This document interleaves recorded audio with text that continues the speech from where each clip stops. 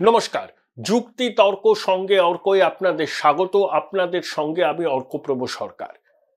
ইংরেজদের বিরুদ্ধে স্বাধীনতার লড়াইয়ে যারা উল্লেখযোগ্য ভূমিকা নিয়েছিলেন তাদের মধ্যে সীমান্ত গান্ধী, খান আব্দুল গাফফার খানের কথা আমরা সবাই জানি।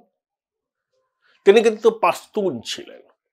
অনেক বালুচ যোদ্ধার কথা জানি। তারা ব্রিটিশ সাম্রাজ্যবাদের বিরুদ্ধে ভারতের স্বাধীনতার জন্য লড়াই করেছিলেন। সীমান্ত গান্ধীর অনেক সহযোগী ছিলেন, তারাও লড়াই করেছিলেন। তাই সীমান্ত গান্ধী ভারতীয় উপমহাদেশের একজন স্মরণীয় ব্যক্তিত্ব। কিন্তু এখন যেটা ইসলামাবাদ, এখন যেটা লাহোর, ধরুন করাচি, সেখানকার কোনো স্বাধীনতা যোদ্ধার কথা আপনাদের মনে আছে যারা ব্রিটিশদের বিরুদ্ধে জীবন বাজি রেখে লড়াই করেছিলেন? না, আমি তো অন্তত মনে করতে পারবো না। অনেকে ব্রিটিশদের পদলেহন করেছিলেন, কিন্তু ওই আফগানরা, পাস্তুনরা, বালুচরা ওরা রেবেল। আফগানিস্তানে সুপার পাওয়ারের গ্রেভিয়ার্ড রচনা হয়েছে। আফগানিস্তানকে ঘিরে একসময় গ্রেট গেম হয়েছে। তাই বিদ্রোহী আফগানরা আত্মমর্যাদা জ্ঞান সম্পন্ন মানুষ, তারা দাসত্ব স্বীকার করে না। 21 সালে তালিবানরা যখন আফগানিস্তান দখল করলো তখন পাকিস্তান উচ্ছ্বসিত হয়েছিল, মনে করেছিল যে আফগানিস্তান তাদের ক্লায়েন্ট স্টেট হবে, করদ রাজ্য হবে, পঞ্চম প্রভিন্স হিসাবে আফগানিস্তান পাকিস্তানের সঙ্গে মিশে যাবে। আজ না হয় কাল পাকিস্তানের বিভিন্ন টেলিভিশনের স্টুডিওতে সে কি উৎসাহ, সে কি উদ্দীপনা, পটকা ফাটছে, বাজি ফাটছে।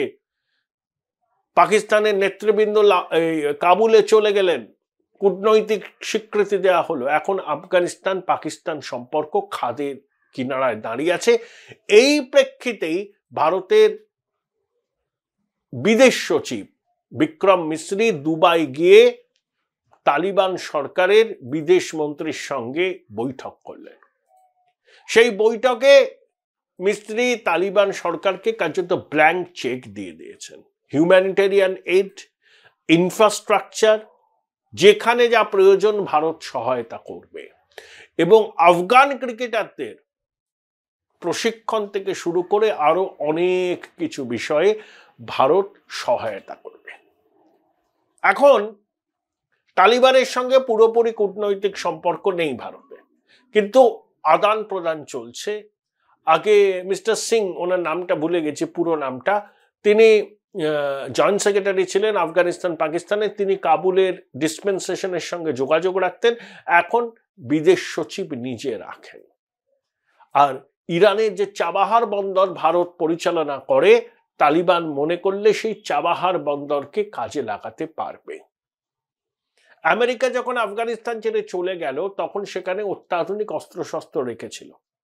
বিভিন্ন রকম ফিগার আসছে, কেউ বলছেন $7 বিলিয়ন, আবার ট্রাম্প প্রশাসনের অনেকে বলছেন নানা $50-60 বিলিয়ন সম্পত্তি আফগানিস্তানের মাটিতে আছে। সেই অস্ত্র তালিবানরা ব্যবহার করছে, তেহরিকে তালিবান পাকিস্তানও সেই অস্ত্র ব্যবহার করছে। আর পাকিস্তান আফগানিস্তানের সীমানা নির্ধারণকারী ডুরান্ড লাইনের অস্তিত্ব আফগানিস্তান মানে না। অর্থাৎ ভারতের সঙ্গে আফগানিস্তানের সীমানা আছে। আপনাদের মনে আছে 2019 সালে যখন সিএএ নিয়ে সংসদে আলোচনা হচ্ছেন তখন কেন্দ্রীয় স্বরাষ্ট্রমন্ত্রী অমিত শাহ বলেছিলেন যে আফগানিস্তানে ধর্মীয় সংখ্যালঘুরা নিপীড়নের শিকার হলে তারা ভারতে আশ্রয় পাবেন, ধর্মীয় কারণে নিপীড়নের শিকার হলে। তখন অনেকে বলেছিলেন আফগানিস্তানের সঙ্গে ভারতের সীমানা কোথায়? অমিত শাহ বলেছিলেন যে ভারতের ম্যাপটা দেখুন, ওয়াখান করিডোর, ওটা হচ্ছে আফগানিস্তান ভারতের সীমানা, বাদাখশান প্রভিন্সের একটু উপরে। এমন গুরুত্বপূর্ণ এই জায়গাটা, সেখান দিয়ে তাজিকিস্তান যাওয়া যায়, সেখান দিয়ে চীনে যাওয়া যায়, পাকিস্তান, অর্থাৎ গিলগিট বাল্টিস্তানের কন্টিগুয়াস হচ্ছে ওয়াখান করিডোর, অনেকটা প্যান হ্যান্ডেলের মতো। প্যান হ্যান্ডেল মানে আমরা এগ ভুজিয়া যখন রান্না করি তখন এই প্যান হ্যান্ডেলকে আমরা ইউজ করি। তো ওটা গিলগিট বাল্টিস্তানের লাগোয়া। গিলগিট বাল্টিস্তান ভারতের অংশ, পাকিস্তান জোর করে দখল করে রেখেছে। ওটা ভারতের অংশ এবং তার সঙ্গেই আফগানিস্তানের বর্ডার আছে ওয়াখান করিডোর। তাহলে ভারত আফগানিস্তানের সম্পর্ক তো অনেক দিনের পুরনো, অনেক দিনের পুরনো। এখনো তো আমরা শহরে বিভিন্ন আফগানকে দেখতে পাই, বহু আফগান ছেলে এখানে স্কলারশিপ নিয়ে পড়ে। মুম্বাইতে একজনকে, যার সঙ্গে ইনফরমালি তালিবান রাষ্ট্রদূত হিসাবে নিয়োগ করেছে, সে ভারতবর্ষে 7 বছর ধরে পড়াশোনা করেছে ভারত সরকারের স্কলারশিপ নিয়ে। তালিবান বলছে দেখো ভারত আমাদের তো অভ্যন্তরীণ বিষয় মাথা গলায় না পাকিস্তানের মতো। পাকিস্তান আফগানিস্তানকে তাদের পঞ্চম প্রদেশ হিসাবে ট্রিট করে। ভারত বলছে আমাদের একটাই লক্ষ্য, ভাই আফগানিস্তানের মাটি থেকে যেন ভারত বিরোধী কোনো কার্যকলাপ না হয় সেটা আপনারা দেখুন। বিনিময়ে কি চাই আপনাদের, আমরা ব্ল্যাঙ্ক চেক দিয়ে দিলাম। এবং পাকিস্তানের শিরোপীড়ার কারণ, কাবুল যদি এখন ভারতের কথা শোনে তাহলে পাকিস্তানের আর লজ্জার কি বাকি থাকতে পারে? যাকে উচ্ছ্বসিত হয়েছিল তালিবানদের দখলে আফগানিস্তান যাওয়ায়, সেই পাকিস্তান এখন লড়াই করছে আফগানিস্তানের সঙ্গে। সেই জন্য আইএসআই ডিজি চলে গেছে তাজাকস্তানে দুশানবেতে, সেখানে নর্দার্ন অ্যালায়েন্সের নেতা আমরুল্লাহ সালে তাদের সঙ্গে কথা বলেছেন। যে আমরুল্লাহ সালে আফগানিস্তানের ভাইস প্রেসিডেন্ট ছিলেন এবং আফগানিস্তানে ওই যেমন আইএসআই আমাদের যেমন র, তেমনি আফগানিস্তানের সংস্থা, তার প্রতিষ্ঠাতা। আইএসআই তাকে খতম করার কম চেষ্টা তো করেনি, তার অফিসে হানা হয়েছে, তার কনভয়ে হামলা হয়েছে, তিনি বেঁচে গেছেন। তিনি পাকিস্তানকে দুচক্ষে দেখতে পারেন না, তিনি ভারত বন্ধু এবং তালিবান বিরোধী। দেখুন নর্দার্ন অ্যালায়েন্সের আমরুল্লাহ সালে, আহমেদ মাসুদ, তার সঙ্গে ওরা কথা বলছে।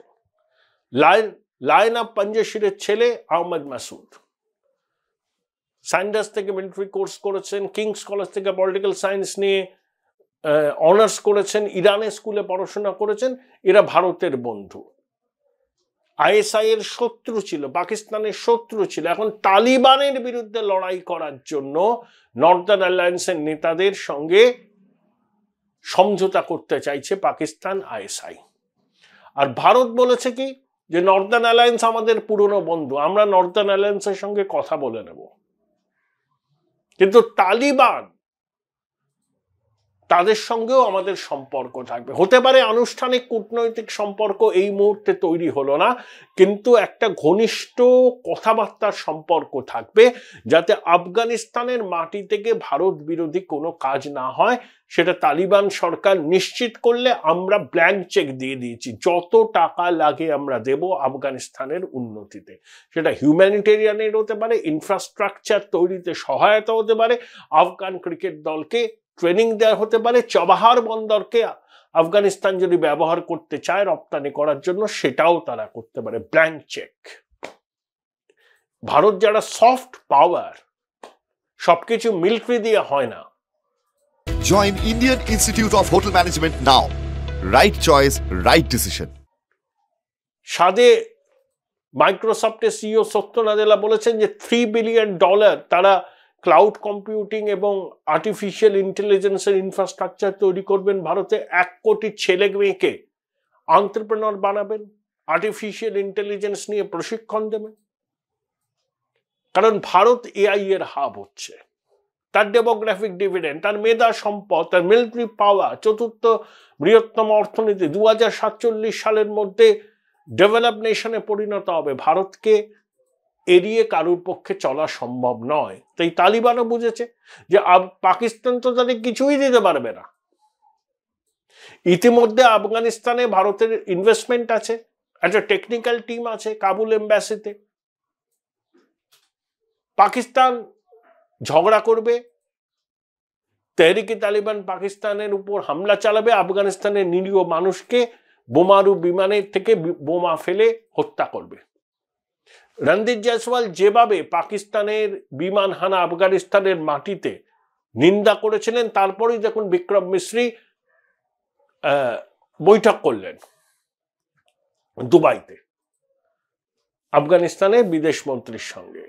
তাহলে ক্রোনোলজিটা আমাদের বুঝতে হবে, অর্থাৎ তালিবান রেজিমের সঙ্গে ভারত একটা ঘনিষ্ঠ সম্পর্ক গড়ে তুলবে, তাহলে পাকিস্তানের প্রভাব নষ্ট হবে।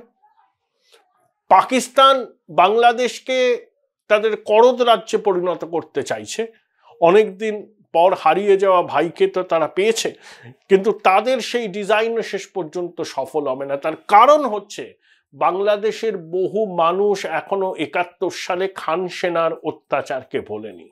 কত মানুষ যে নিহত হয়েছিলেন, কত মাতৃশক্তি যে ধর্ষিতা হয়েছিলেন, তার কিন্তু ইয়ত্তা নেই। এবং সেই গণহত্যা, সেই অত্যাচারের জন্য পাকিস্তান কখনো ক্ষমা চায়নি। ইউনূস, তার জঙ্গি সহযোগীরা, জামাত, হেফাজত, হিজবুত তাহরির যতই পাকিস্তানের সঙ্গে মাখামাখির সম্পর্ক চান না কেন, বাংলাদেশের বেশিরভাগ মানুষ পাকিস্তানকে ঘৃণা করেন। তারা জানেন যে পাকিস্তানের জিডিপির পরিমাপ হয় মৌলবাদ দিয়ে, আর রপ্তানির পরিমাপ হয় টেরোরিজম দিয়ে। পাকিস্তান হচ্ছে safe haven of extremism, terrorism and organised crime. তাই বাংলাদেশেও খেলা হবে। নারায়ণগঞ্জের সাংসদ ওরা তখন বলেছিলেন খেলা হবে স্লোগান, ওর নামটা ভুলে গেলাম, আওয়ামী লীগ করতেন। তো বাংলাদেশেও কিন্তু খেলা হবে। ইউনূস আর তার জঙ্গি সাথীরা যতই ভাবুন না কেন যে পাকিস্তানের বিদেশ মন্ত্রীকে রাজকীয় সম্বর্ধনা দিয়ে বরণ করে নেবেন, ইউনূস নিজে ইসলামাবাদে দৌড়ে যাবেন, পাকিস্তানের পণ্যকে কোনো ছাঁকনি দিয়ে দেখে নেওয়া হবে না তাতে কন্ট্রাব্যান্ড আছে না অস্ত্র আছে, সরাসরি বিমান চলাচল হবে, স্কলারশিপ নিয়ে দুদেশের ছাত্ররা যাবেন। পাকিস্তান যতই স্কলারশিপ দিক, বাংলাদেশের ছেলেমেয়েরা পাকিস্তানে পড়তে যাবে না।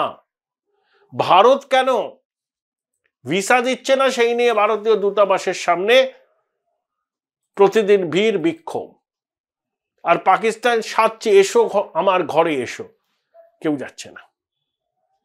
তাই ইউনূসও বুঝতে পারবেন খেলা হবে বাংলাদেশে 20শে জানুয়ারির পর। ওকে প্যারিসের বিমান তুলে দেবে বাংলাদেশের মানুষ, আর জঙ্গি সহযোগীদেরও বিচার হবে বাংলাদেশের আইন অনুযায়ী। তারা সবাইকে বিচার করবেন, হুমকি দিচ্ছেন, বিনা বিচারে আটকে রেখেছেন, মব জাস্টিস করছেন, লোককে খুন করছেন, তোলাবাজি করছেন, ভারতীয় আধিপত্যবাদের বিরুদ্ধে বক্তব্য রাখছেন, জঙ্গি জিহাদিদের আশকারা দিচ্ছেন, এমনি এমনি আপনাদের ছেড়ে দেওয়া হবে, এমনি এমনি ছেড়ে দেওয়া হবে। বাংলাদেশের মানুষই ছাড়বে না। বাংলাদেশের 30% কাছাকাছি মানুষ পাকিস্তানের সঙ্গে সম্পর্ক চায়, কিন্তু বাকি যারা রয়েছেন তারা বাঙালি জাতীয়তাবাদ, মুক্তিযোদ্ধার চেতনাকে এখনো লালন পালন করেন। ভারতের সম্পর্কে তাদের ক্ষোভ থাকতে পারে, কিন্তু তারা এটাও বোঝেন যে ভারতের বিকল্প কখনো পাকিস্তান নয়। ক্ষোভ থাকলে ক্ষোভ প্রশমন হবে, কিন্তু একটা ফেল স্টেট, একটা সন্ত্রাসবাদী রাষ্ট্রের সঙ্গে নতুন করে বন্ধুত্ব বাংলাদেশের মানুষ মেনে নেবে না। তালিবানও বুঝতে পারছে যে পাকিস্তান কি চিজ, দুটোই ইসলামিক রাষ্ট্র। তালিবানের মতপথের সঙ্গে আমাদের কোনো মিল নেই, আমরা সমর্থনও করি না। আফগানিস্তানে তালিবান রাজ চলছে, আমাদের কিছু করার নেই। দেখুন, হেনরি কিসিঙ্গার একটা কথা বলতেন না, প্রত্যেকটা দেশের বিদেশ নীতি স্থির হওয়া উচিত তাদের দেশের অভ্যন্তরীণ রাজনীতির বাধ্যবাধকতাকে মাথায় রেখে। আমরা গণতান্ত্রিক ব্যবস্থাকে পছন্দ করি, তার জন্য সওয়াল করি আমরা সবথেকে বড় গণতন্ত্র, কিন্তু বিশ্বের অন্য দেশে গণতন্ত্র পত্তন করতে হবে বলে আমেরিকা যেসব কাজ করে ভারতবর্ষ কোনোদিন করে না। সেখানকার মানুষ ঠিক করে নেবেন তারা কিভাবে থাকবেন, সেখানে গণতন্ত্র থাকবে না স্বৈরাচার থাকবে না তালিবান থাকবে। আমরা আমাদের স্বার্থ দেখব, 140 কোটি ভারতের স্বার্থ, সেই স্বার্থ যাতে ক্ষুণ্ণ না হয়। তাই প্রয়োজনে তালিবানের সাথে কথা বলবো, বলছিও। আমাদের কি, আমরা তো গণতন্ত্র প্রতিষ্ঠার ঠেকা নিয়ে নিই। সব জায়গায় গণতন্ত্র প্রতিষ্ঠা করতে হবে। আমাদের দেশে গণতন্ত্রের ভিত্তি আরো সুদৃঢ় হোক, এটা আমরা চাই, এবং যারা গণতান্ত্রিক চেতনায় বিশ্বাস করেন তাদেরকে আমরা সমর্থন করি। কিন্তু তার মানে এই নয় বিশ্ব জুড়ে আমরা গণতন্ত্র প্রতিষ্ঠার ঠিকা নিয়ে বেরিয়েছি। না, যে দেশে যারাই শাসন করুন না কেন, ভারতের স্বার্থ সেখানে যদি যুক্ত থাকে, ভারত তাদের সঙ্গে কথা বলবে, সাহায্য করবে, যাতে বাণিজ্য চলে, কিছুটা আদান প্রদান হয়, এবং তাদের মাটি থেকে ভারত বিরোধী কোনো কাজ যাতে না হয় সেটা এনশিওর করবে। দেখুন মালদ্বীপের প্রতিরক্ষা মন্ত্রী কি বলেছেন, আমরা বিপদে পড়লে ভারত সবার আগে আসে। প্রথমে বিদেশ মন্ত্রী, তারপর প্রতিরক্ষা মন্ত্রী এলেন, মুইজ্জু এলেন। চীন তো বেল্ট অ্যান্ড রোড ইনিশিয়েটিভে প্রচুর টাকা ঋণ দিয়েছে, তো ঋণের ফাঁদে মালদ্বীপ ফেলে যায়। ভারত বলেছে না, ঋণ নয়, আমরা গ্র্যান্টি নেট দেবো, ইনভেস্টমেন্ট করব। শ্রীলঙ্কার প্রেসিডেন্ট দিশারা নায়েক, তার প্রথম ডেস্টিনেশন দিল্লি, তারপরে তিনি চীনে যাচ্ছেন। দিশারা নায়েক বলেছেন যে শ্রীলঙ্কার মাটি থেকে ভারত বিরোধী কাজ হবে না। ঠিক একই কথা বলছে তালিবান। এটাই হচ্ছে আমাদের বিদেশ নীতির সাফল্য, সফট পাওয়ার হিসাবে আমাদের উঠে আসা। ইউনূসের জঙ্গি সাথীরা ভূ রাজনৈতিক বাস্তবতা বোঝেন না, ভারতীয় আধিপত্যবাদের বিরুদ্ধে সরব হতেই পারেন, লাভ কিছু হবে না। কয়েকদিন পরেই দেখবেন কি খেলা হচ্ছে বাংলাদেশে, সে খেলা ভয়ঙ্কর খেলা। ধৈর্য ধরুন, অপেক্ষা করুন, খুব বেশি দেরি নেই।